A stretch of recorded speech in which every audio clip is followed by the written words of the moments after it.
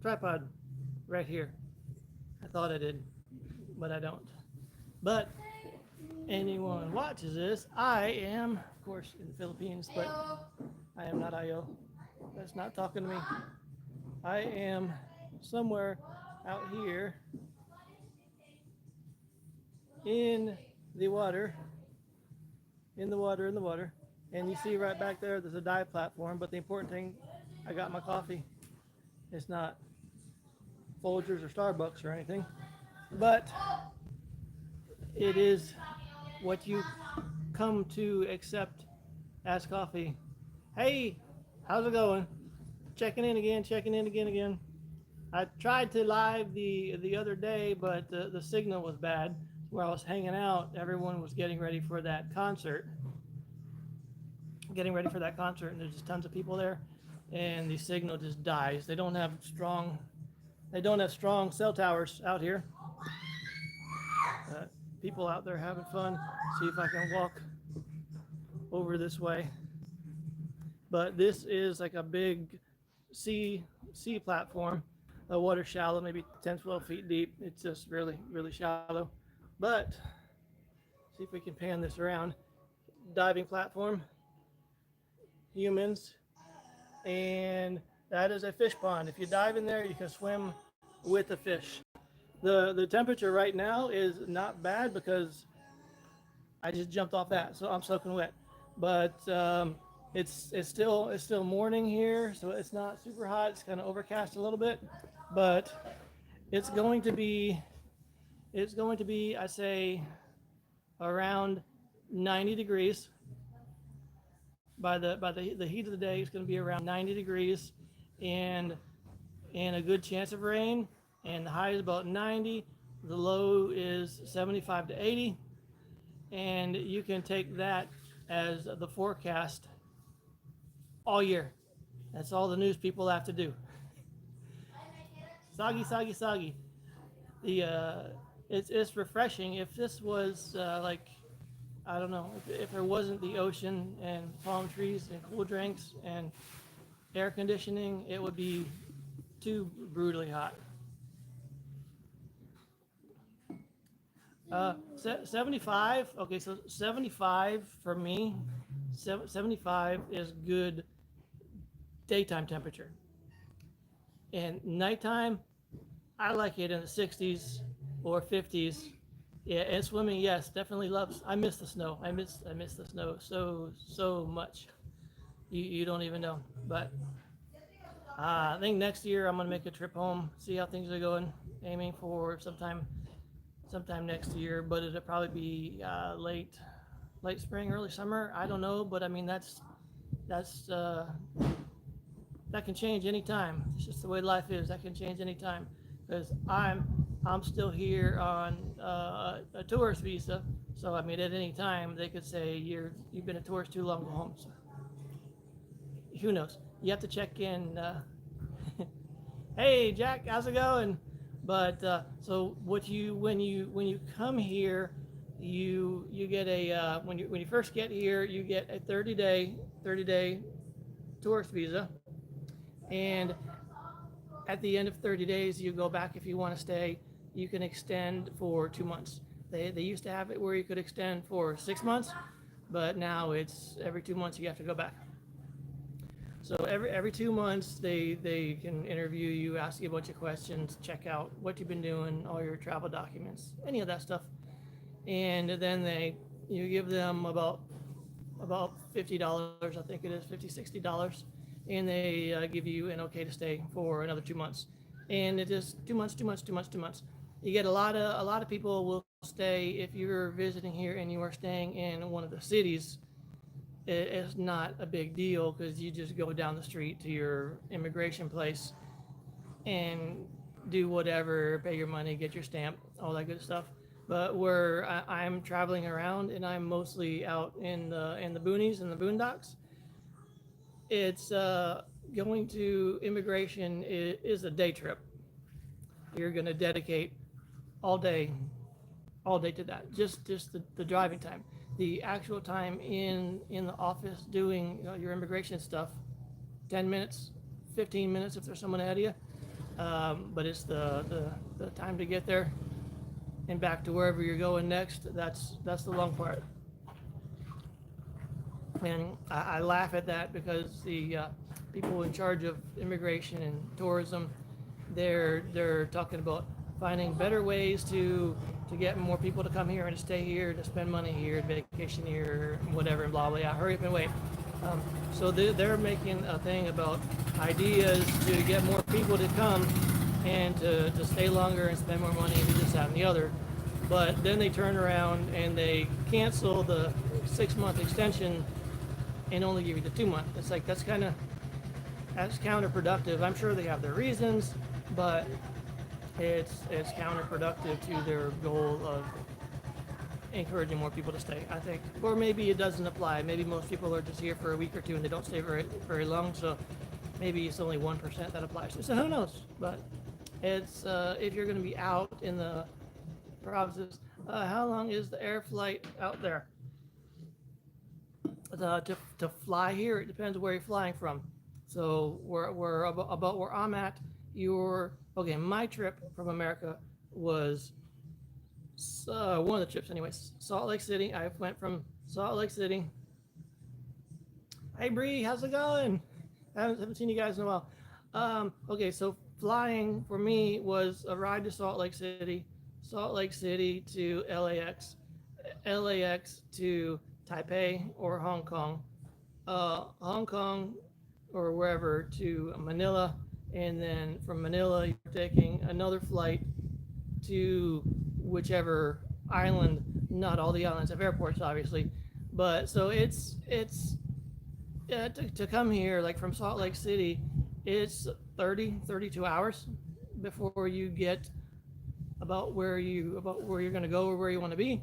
Now, I mean, if you're just hanging out in like Angeles City, because there's a lot of, pardon the French, there's a lot of white people there, a lot of white people stay there. That is just the plane into Manila, and then you catch a ride, a cab, or whatever to where you got to go. You don't have some of those extra flights. But so to give you an idea where I am at right now, if I was to fly and travel to here, you've got the 5 or 6 flights, and then on top of that, you are taking a bus ride to get to where I am. From the closest airport to here, a bus ride is probably 5 hours on a bus. After all those airplane trips and everything, another 5 hour tramp steamer, since I don't fly anymore. Anything on a boat, I think is at least a month, I believe. They do have some flight costs approximately. That obviously varies on season and whatnot and your class of flying. But I was looking because I was thinking about going back this summer, but then everything's crazy there. It was a flight from here would be I was under $1,000. I think it was around 800, something like that, and that would fly me in hop. That would fly me into Salt Lake City.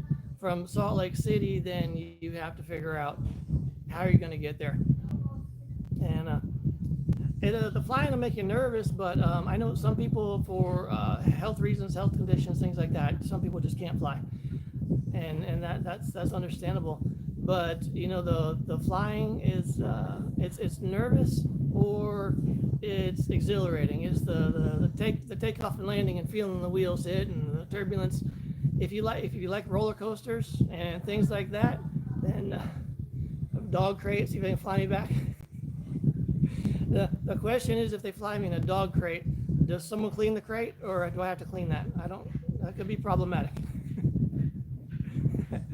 But yeah, so traveling is slower here, and even if you like driving, if you stay here, you can use 30, 60 days boat firing up. You can use your American or your foreign driver's license, and you can drive here legally if you rented a car, if you whatever, 30 or 60 days, and then at that point or something, I think you're supposed to get a Philippines license or something like that. I'm not sure. I don't remember the exact details. I'd have to look back into all that. But the sounds fun, yeah. You take some medicine, go to the doctor, say I'm claustrophobic, take a couple pills, sleep through the whole trip. I mean, even I don't have a problem with it, and I like flying, but that long flight, I would love to just take a sleeping pill and wake up on the other side. That'd be great. After I get the takeoff, the takeoff is fun. Xanax or 2 or 3 or a bottle, something like that. But I forgot. Okay, cars driving. The speed limit here on most roads is about 45 miles an hour is your maximum safe speed or less. A lot of the roads, you don't want to drive that fast. So even travel, like if you look at the map, and it's like, oh, that's only 30, 45 miles away. Stops and starts, slowing down for people, slowing down for dogs in the road, switching lanes for people drying rice in the road. The roads are multi-purpose. They're not just for driving here. They're for all sorts of things. So you look at something on a map and you might say, oh, that's 30, 45-minute drive. But here it might take, you might not even make 45 miles an hour because of traffic and things like that. So, I mean, you just double. What do you think it's going to take? If you think something's going to be a half-hour drive, set an hour aside. That way, no problems. And the last thing you want to do in another country is race around, trying to travel fast, get in an accident, and get into another country's legal system. You don't want anything to do with that. That's not saying anything against here or anywhere else. It's just trouble no one needs, no one wants. But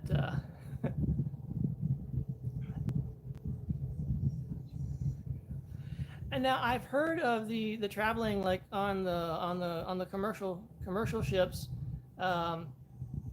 traveling on some of the freighters and different things like that, where some of these trips, I mean, it's low cost, but it can take you like a month or two to get here and there. But it would be, I would sign up for that one time if I found a way. I would sign up for that one time just for the adventure, for the experience.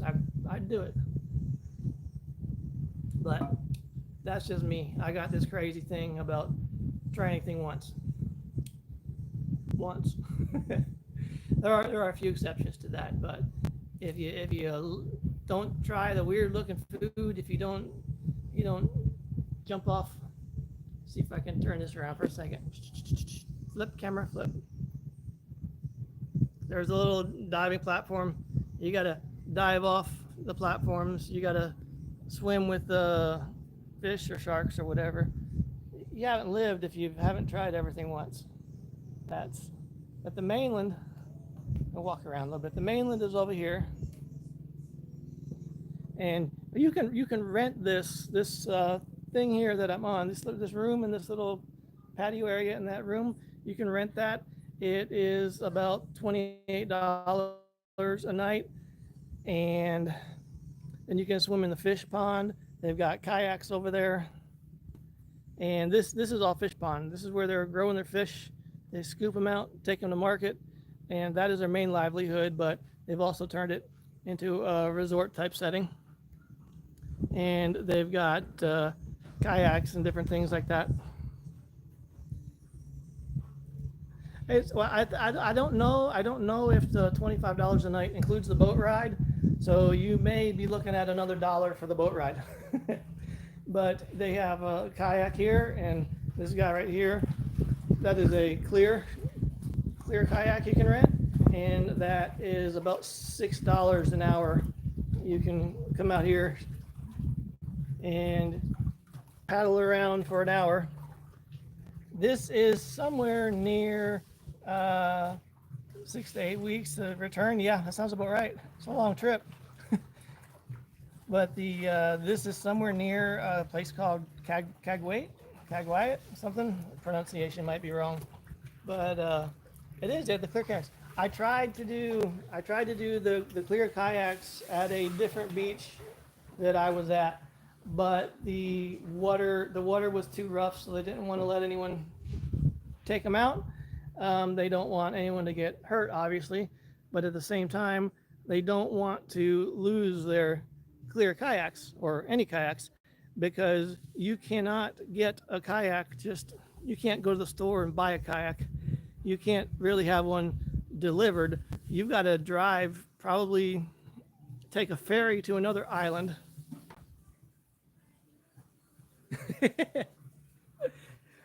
There aren't that many sharks here because they eat them. So there's the shark population is very low. Um, I have not experienced much of an undertow, but it's going to vary depending on what beach you're at. Some of the beaches, some of them do, but we're at here, this is a cove with mangroves. There's you got your daily tide in and out, but there's no waves, there's no sandbars, there's nothing here to create an undertow. So you can hop in here, you can swim, you don't have to worry about that. But some beaches you will. I don't know if you guys can see that, like straight ahead. There's a little fire over there. A lot of people are still wood burning stoves. That's a normal thing here. I'm trying to see where that chat keeps going away. I'm trying to look it up, but it keeps going away. I don't know where to bring it back. Oh yeah, there it goes. I have not tried shark fin soup. I have not tried that. But yeah, if you have a choice, eat a shark or be eaten by a shark. Pick the former. But this is a little grill. You bring wood with you, or they can get you wood. But you can grill out, have barbecue. I'm gonna walk over and look this other way. But yeah, no, I have not had shark fin soup. I know it's a delicacy in some parts of Asia, but so far here in the Philippines, it doesn't seem to be a thing. So I don't know. But like being in America, you go to like an Asian buffet, Chinese buffet, whatever. You will find almost none of that food that you find in a U.S. buffet. You will find almost none of that in the Philippines. Their diet is completely different, completely. But this is called Sea Park. I love Sea Park or something. I don't know if that's the actual name of it. Maybe that could be Googled. I don't know. But it's I don't know if you guys can see down there, but there are fish. Probably a foot and a half, 2 foot long. But these are the fish. And then over, I need to find all the YouTube people, but they're making some changes to here on the YouTube and social media stuff. So I don't know. Whoa! I've fallen off. Now you could probably fish. You gonna fish here? You fish? Yes. Yeah, yeah. Okay, so you can fish here. It's not free. You do have to pay for that, but they can fish. You can get your fish right here, and then you can cook them on that little grill I just showed you. And there's another kayak, and people got music, so I'll probably get hit with a copyright thing. But here's your jumping platform. See if we can walk up here and take a look around. And I'll put a video out on this place sometime next week or two. Filming is easy. Editing is the part that takes a while. And then depending where you're at, getting internet. I bought a little tiny fishing pole here, one of those little foldable fishing poles. Perfect kind to carry in the van. But I only catch the little baby crabs. Little baby crabs grab onto whatever you have. But I'm gonna do a little panorama around here and kind of just let you guys look around. But that's all mangrove out there. And again, the water is like 10, 12 feet deep. It's not super deep, it's very slow. But this little place right here looks like it might need some work. But this is all a cove. There's back into the ocean here. But this is all a protected area, so you don't have the tides or waves. It's pretty calm and peaceful. But this is where you jump down into that water. Guys should do that. Alrighty. I am going to summon. Let's look at this boat. This one's kind of interesting. It looks like they've got a little house built onto it. Can I zoom in on? Can I zoom in? Where did it go? The zoom messed me up. I don't know. Maybe it's still that. Let me see. Okay, very limited zoom. But this looks like they've got a little house built up on top of that thing. Now you could probably catch if you paid someone to take you out, because I mean, fishing boats is a way of life here. You could pay someone to take you out to where the bigger fish are. I have no idea what that would cost, but that's something you could do. And they don't have a fishing license here per se, as far as I know, with any. Do you run into many expats? I don't run into a lot of expats, and it's kind of funny because when you're here, the locals will all come up and talk to you, ask you where you're from. Most of it's being nosy, but they will socialize with you. They'll ask you all sorts of stuff about you. But when two white people see each other, it's like ships passing in the night. You just don't even, you look and you make eye contact for a second, and that expat is like an American living overseas, or somebody, or like a British person living overseas, Australia, whatever, a person living overseas. But the white people seem to be the most antisocial group here. So if you see an expat, you don't even really talk to each other. In almost 3 years, I've talked to 2, maybe 3 white people. And I use the term white people loosely. That's not a racial thing or anything. But it's meeting up with people at immigration, doing renewals and stuff like that. You're sitting there waiting in line for a few minutes, small talk BS for a couple minutes, but I don't really socialize. Now, they do have like Sherigao Island is resort type stuff for foreigners and people with money, whatever, something like that. And you have a larger population of, Caucasians there. And that's kind of where they go. Angela City, there's pockets of white communities where people will stick together. And you have the same thing in America. Like some places in Las Vegas, for example, they've got some like Asian populations that kind of group together. So you do have that here in some areas, but most of the country isn't like that, and it's more like ships passing in the night. But it's a great place for a vacation. But you have to understand, if you ever come here, you have to understand that there's so many things here that they do not have. They just don't have, and you have to come here understanding that. Or you're gonna be like, where's this, where's that, don't have it. You just have to understand that, but it is all good. But I am going to run. I'm going to tell them to get my boat. That's my boat over there. I got to call them to get the boat, because I've still got, I think, 6 hours to drive today, and if I don't get back, it's going to be too dark to film the rest of the stuff I want. So I am going to hop off of here. Thank you guys for showing up. Thanks for tuning in. And I will, do they sell hair color for like this right here? Kind of broke off for a second. Everyone in the Philippines has the really dark hair. So if you're going to find hair dye, it's going to be like really dark, unless you're going for something exotic like purple, blue, green, pink, something like that. But you're not going to find like hair dye for a sandy blonde or light brown, things like that you'd have in America. You're not going to find that here. Okay, I'm gonna serious. I gotta hop off. No blondes. They'll like peroxide their hair because that's cheaper, but then it's kind of like a ready blonde, and I don't really like that. So, but I'm gonna take off. Thank you guys. Have a good one, and I will see you guys down the road. We'll be safe. Promise. Take care. Bye bye.